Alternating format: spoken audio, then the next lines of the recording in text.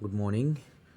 YouTube channel पर mister Bhati का message आया था कि सर न्यू कमर्स के लिए इंटरव्यू का भी कोई वीडियो बनाइए ताकि हमें पता लग सके कि न्यू कमर्स से किस तरह से इंटरव्यू लिया जाता है।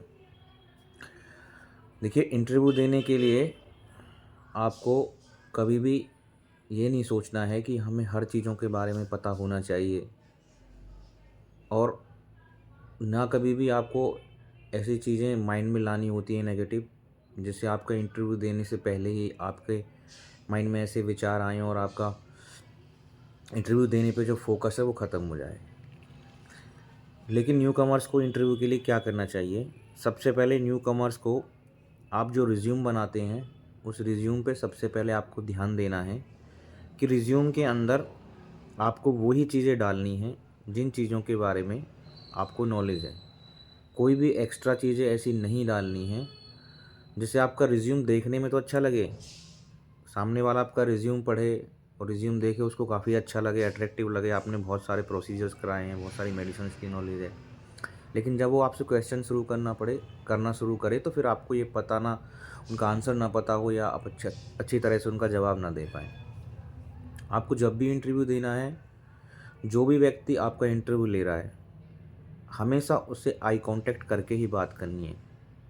उसको आपकी तरफ से, आपकी बॉडी लैंग्वेज की तरफ से कोई भी नेगेटिव पॉइंट नहीं दिखना चाहिए। आपके दिमाग में ये सवाल आएगा कि इंटरव्यू वाला आपसे पूछता क्या है। जो चीज़ें आप अपने रिज्यूम में मेंशन करते हैं वो ज़्यादातर आपसे वही चीज़ें पूछता है। मैं आपसे अपना एक इंटरव्यू शेयर करता हूँ। अभी तक 15 साल की वर्किंग पीरियड में मैंने 10 से 15 इंटरव्यू दिए हैं, जिनसे मैंने बहुत कुछ सीखा है, और उनके ही कुछ ऐसे क्वेश्चंस मैं आपको बताता हूँ ताकि आपको कुछ उससे अनुभव प्राप्त हो। जब मैंने फ़र्स्ट टाइम रिज़्यूम दिया था, तो तब मुझे आपकी तरह ही सिर्फ बेसिक नॉलेज थी, मुझे इतना ज्ञान नहीं था। बट मैंने अपनी ट्रेनिंग सरकारी हॉस्पिटल में की थी, तो इसलिए मुझे बहुत सारे प्रोसीजर्स देखने को मिले और बहुत सारा काम इंडिपेंडेंट करने के लिए मिला। आप रिज़्यूम में लिखते हो कि आपने कितनी सर्जरीज अभी तक कराई हैं, आपको कितनी पोजीशंस के बारे में पता है। तो ऐसे मैंने भी फर्स्ट टाइम जब अपना रिज़्यूम बनाया तो मैंने उसमें बहुत कुछ बड़ा चढ़ा के लिखा। तो उन्होंने मेरे से एक सवाल किया, डॉक्टर साहब ने, एनेस्थेटिक ने, कि आप अपनी ओटी के अंदर पेशेंट इंट्यूबेट कराते हो और अपनी इंट्यूबेशन ट्रॉली को आप प्रिपेयर करते हो। आप अपनी इंट्यूबेशन ट्रॉली के अंदर क्या क्या प्रिपेयर करते हो? तो मैंने डॉक्टर साहब को बताया कि इंट्यूबेशन ट्रॉली पे सर हम लैरिंगोस्कोप्स रखते हैं, लैरिंगोस्कोप्स के डिफरेंट नंबर्स के ब्लेड्स रखते हैं, मैकॉय रखते हैं, आईजेल रखते हैं, एलएमए रखते हैं, नेज़ल एयरवे रखते हैं, गूडल एयरवे रखते हैं, ईटी ट्यूब्स रखते हैं, उनको टाई करने के लिए हम उन पे डायनाप्लास्ट काट के रखते हैं। ऐसे मैंने उनको सारी चीज़ें एक्सप्लेन की। तो उन्होंने मेरे से पूछा कि मैं आपके सामने कोई एक ऐसा पेशेंट्स आ गया है जिसका मैक्सिबल मैंडिबुलर फ्रैक्चर हो गया है और उसका ब्लड जो है उसके गले में बार बार भर रहा है, और मतलब आप ये देख नहीं पा रहे हो कि आप उस पेशेंट को कैसे इंट्यूबेट करोगे। आप सक्शन डाल के आपने रखा हुआ है, आप सक्शन करते जा रहे हो, आपके लिए इंट्यूबेशन बहुत डिफ़िकल्ट है। तो उस कंडीशन में आपका क्या फ़र्ज़ बनता है, या आपको ऐसा आपकी इंट्यूबेशन ट्रॉली पे कौन सा डिवाइस है जिसको आप वहाँ पे उस टाइम पे सक्शन डाल के यूज़ कर सकते हो।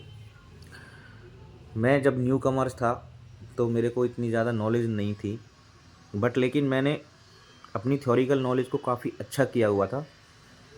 तो मैंने उनको बोला कि सर, जब हम पेशेंट्स को सक्शन करने के बाद भी हमें कुछ दिखाई नहीं दे रहा है और हम पेशेंट को ट्यूब नहीं डाल पा रहे हैं, और उन्होंने मुझको स्पेशली बोला था कि आपके पास ट्रेकियोस्टमी करने का वक्त नहीं है, आप ट्रेकियोस्टमी इस कंडीशन में नहीं करोगे, तब आप क्या कर सकते हो? तो तब मैंने उनको बोला कि सर, हम इंट्यूबेशन कर नहीं सकते, पॉसिबल नहीं है, बट हमारे पास में आईजेल और एलएमए हैं, क्योंकि हम आईजेल के अंदर से सक्शन डाल सकते हैं और पेशेंट के माउथ के अंदर सक्शन डालते हुए हम आईजेल को वहाँ तक डाल सकते हैं। और जैसे ही हम आईजेल डालेंगे, उसके अंदर माना कि थोड़ा ब्लड जाएगा पेशेंट के अंदर, बट एटलीस्ट हम पेशेंट को डिसैचुरेट होने से बचा लेंगे, और उसके बाद हम यहाँ पे पेशेंट को बाद में ट्रेकियोस्टमी करते हैं। या फिर एक कैनुला आता है 14 नंबर का, जो हम डायरेक्ट क्रिकाइड प्रोसेस जो हमारा ये होता है, यहाँ पे डायरेक्ट वो कैनुला डालेंगे। बड़ा कैनुला होता है वो इसीलिए इमरजेंसी के लिए होता है, उसके अंदर से हम ट्यूब डाल देते हैं, तब भी हम पेशेंट को बचा सकते हैं। तो वो मेरा जवाब सुन के बहुत खुश हुए। तो उन्होंने मेरे को बोला कि आपका यहाँ पे एक्सपीरियंस सिर्फ 1 ईयर लिखा हुआ है, ये आपने चीज़ें होती हुई देखी हैं। मैंने कहा ये चीज़ें मैंने होती हुई नहीं देखी हैं, बट ये चीज़ें मैंने दूसरे लोगों के एक्सपीरियंस से सुनी हैं। तो उन्होंने मेरे को पूछा क्या आपने अभी तक ऐसा कोई डिफ़िकल्ट केस कराया है? मैंने ऐसा कोई डिफ़िकल्ट केस नहीं कराया है सर अभी तक, क्योंकि आपको हमेशा सच बोलना होगा। सच सबसे अच्छी चीज़ है, क्योंकि सच बोलने वाले व्यक्ति के ऊपर सामने वाला कॉन्फिडेंस से विश्वास कर सकता है, क्योंकि जो व्यक्ति आज सच बोल रहा है तो वो आने वाले समय में भी सच बोलेगा। इसके लिए बहुत सारे क्वेश्चंस होते हैं। आपके जो ओटी के इंचार्जेज होते हैं वो आपसे ऐसे अटपटे सवाल पूछते हैं कि 1 ml ड्रॉप 1 ml पानी के अंदर या एनएस के अंदर कितने ड्रॉप बनेंगे, स्पाइनल नीडल की लेंथ कितनी होती है, उसका गेज कितना होता है, 18 नंबर की नीडल की गेज कितनी होती है, हमारे पास इंसुफ्लेटर ओटी के अंदर कितने टाइप के आते हैं, क्रेनोटमी के अंदर कौन सी पोजीशन होती है, स्पाइन कौन सी पोजीशन में करती है, पीएफएन में कौन सी पोजीशन होती है, लैब कोली में कौन सी पोजीशन होती है, हिस्टेक्टमी में कौन सी पोजीशन होती है। डिफरेंट टाइप्स की पोजीशंस पूछेंगे आपको, मेडिसिन्स की डोज पूछेंगे आपको। जो भी आपसे पूछा जाएगा ओटी से रिलेटेड पूछा जाएगा। सेंटर सप्लाई का सक्शन का प्रेशर कितना होता है, O2 का प्रेशर कितना होता है, नाइट्रस का प्रेशर कितना होता है, ओटी का एनवायरनमेंट कितना होता है, ओटी का एरिया कितना होता है, ओटी के अंदर आप जो फ्यूमिगेशंस के लिए कौन कौन से केमिकल्स यूज़ करते हैं, उनके नाम क्या क्या हैं, आप ईटीओ इंस्ट्रूमेंट्स किस तरह से बेचते हैं, आप स्टरलाइजेशन के लिए कितना प्रेशर आप अपना मेंटेन करके रखते हैं आपके स्टरलाइजेशन मशीन के अंदर। तो इस तरह के सवाल आपसे वो ज़्यादातर पूछेंगे। बेसिक्स में आप कहाँ पे रहते हो, कितनी एजुकेशन है, जबकि आपने वो मेंशन किया होता है, फिर भी वो आपके वर्बली कॉन्फिडेंस को देखने के लिए पूछते हैं। तो ऐसे ही बहुत सारे क्वेश्चंस और उनके आंसर्स मैं आपको अगले वीडियो में दूंगा।